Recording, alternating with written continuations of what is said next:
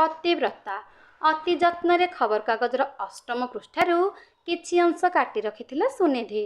एही दिनटी तो ता जीवनर प्रतीक्षित दिन थिला, किंतु जत्न काटी रखिथिबा कागजटीकू केउठी रखिबो पई जागा पाउनथिला। सबुठी जेमिति उमेशंक उपस्थिति। शेषरे निज हैंड बैग रे रखिला।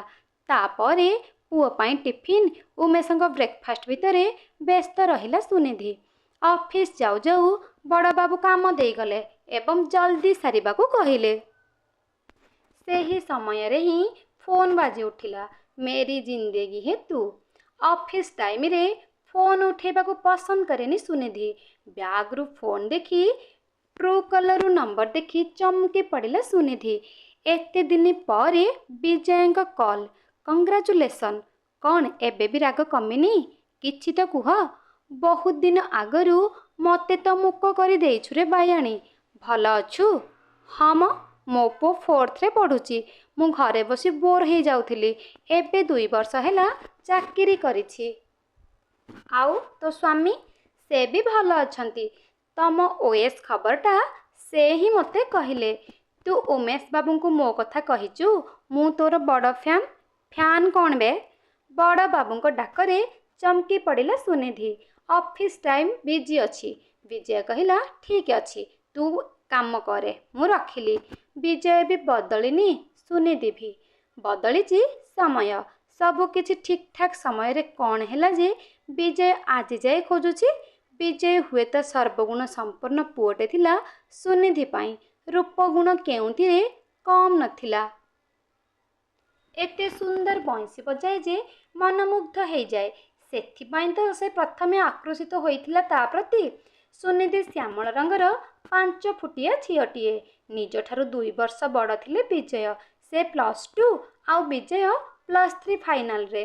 विजय को इच्छा सिविल सर्विस आउ सुनिधि प्रेरणार स्रोतसिनीटे। बंधुता को प्रेम भावे दुहे ग्रहण करि नैथिले, किंतु विवाह? सुनिधि विजय को कहे मु तम पई योग्य नुहे। तुम चेहरार सुंदरता आगरे मु फिका पड़ जाए। तुमको विवाह करी ए कथा स्वप्न रे भी मु भाभी पारुनी। विजय बायाणी डाके, कारण सुनिधि सबुदिन ता पई टिफिन नहीं आसे। एते भल पाउथिले भी केबे कुहेनी। विजय बुझाए। 2 प्रेम पक्षी उड़ी बुलंती मुक्त आकाशरे। तथापि सुनिधि मनरे थाए द्वंद्व। हठात सुनिधिर बाहाघर ठीक हुए। निजको अयोग्य भाभी भाभी से शेष में उमेश को बाहा हो जाए एवं अतीतर सबु स्मृति भूलिबा को चाहिए भी हारी जाए निज पाखरे। उमेश को स्वामी रूपे पाइला परे केबे चेष्टा करिनी विजयंक कथा बुझिबाकू।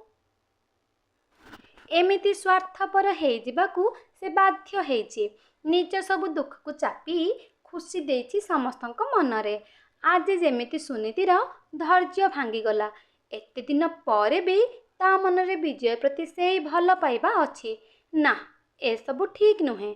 विजय तहसीलदार भावे सुनिधि कार्यरत तहसील को आसिला परे से अणनिश्वासी हेई पड़िछि। अतीत आज ता सामना रे। विजय भी बहुत चेष्टा करि सारिलेनी ता संगे टिके कथा हेबाकू, किंतु से निजको विजय ठारू दूरेई रखुछि। विजयर अनिच्छा सत्वे ता सहर रे पोस्टिंग पाइबा आउ सुनिधिर एपरी आचरण ताको भारी कष्ट देछि। से किंतु उपायहीन। सुनिधि से दिन सबु फाइल नहीं कि विजय चांबर रे सबमिट करी चली थाए। हठात ता मुंड बुले कि तले पड़ीगला। ए कथा देखी विजय निजे ताको कार रे बसेबाकू नेला बेले सबु कर्मचारी आश्चर्य हेउथांती। विजय मेडिकल रु सुनिधि को नहीं ता घर को जाइथिला। अधिका टेंशन पाई लो बीपी। डाक्तर कहिसंती रेस्ट पाई। विजय चिंता कला जे कौन एमिति टेंशन सुनिधिर। से सब बेले कुहे ता स्वामी बहुत भल आउ ताको बहुत खुशी रे रखिछंती। सुनिधि घर को पहुंचला परे केमिति गोटे अस्वाभाविक आचरण करुथिला। विवाह पूर्वरु से विजय को ता बापा मां को सह मिसाइथिला, किंतु आज एमिति बाहर किछि न कही घर को चली गला। विजय किंतु घर को जाइथिला पुराना प्रेमी नुहे, उपरिस्थ ऑफिसर भावे, किंतु भीतरर अवस्था देखि स्थाणु पलटि गला। से एक्सीडेंट रे 2 गोड़ हराई ब्रेन हामरेज रे स्वामी। पारालिसिस सासू ଆଉ 10 ବର୍ଷର ପୁଅ। ସୁନିଧି କହିଲା, ବାହାଘର ପରେ ମୋ ପରିସ୍ଥିତି ସହ ଖାପ ଖୁଆଇ ଚଳୁଥିଲି। ଉମେଶ ବି ପ୍ରାଇଭେଟ୍ କମ୍ପାନୀରେ ଭଲ ଚାକିରି କରିଥିଲେ।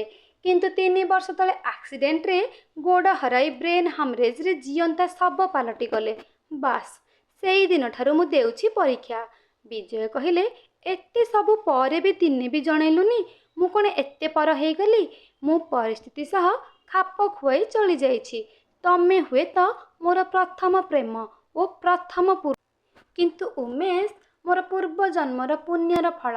ତୁମ ବିଷୟରେ ସବୁ କହିଲା ପରେ ବି ସେ କେବେ ବି ତୁମ ବିଷୟରେ ପ୍ରଶ୍ନ କରିନାହାନ୍ତି। ତାଙ୍କ ସାଙ୍ଗରେ ବିତେଇଥିବା ପ୍ରତିଟି ମୁହୂର୍ତ୍ତ ତ ମୋ ପାଇଁ ଚିରଦିନର ସ୍ମୃତି। ମୋ ପତିବ୍ରତା ଧର୍ମ ଉପରେ ମୋର ବିଶ୍ୱାସ ଅଛି। ଦିନେ ଉମେଶ ନିଶ୍ଚୟ ମାନସିକ ଭାବେ ସୁସ୍ଥ ହେବେ ଓ ମୋ ପୁଅ ଦିନେ ଭଲ ମଣିଷ ହୋଇ ତା ବାପାଙ୍କ ସ୍ୱପ୍ନ ପୂରଣ କରିବ। ଉମେଶଙ୍କ ହାତର ସିନ୍ଦୁର ଆଉ ଶଙ୍ଖା ଏବେ ବି ମୋ ପାଖରେ ଅଛି। ଆଉ ମୁଁ ସେତିକିରେ ସନ୍ତୁଷ୍ଟ। ମୁଁ ବହୁତ ଖୁସିରେ ଅଛି। ସବୁ ପରିସ୍ଥିତିକୁ ମୁଁ ସାମ୍ନା କରିବାକୁ ପ୍ରସ୍ତୁତ। ବିଜୟ ବିସ୍ମିତ ହେଇଥିଲେ ସୁନିଧି ପାଇଁ। ସତରେ ଏଇ ଟୋପାଏ ସିନ୍ଦୁର ଆଉ ନାଲି ଶଙ୍ଖାରେ ଏତେ ଶକ୍ତି ଥାଏ?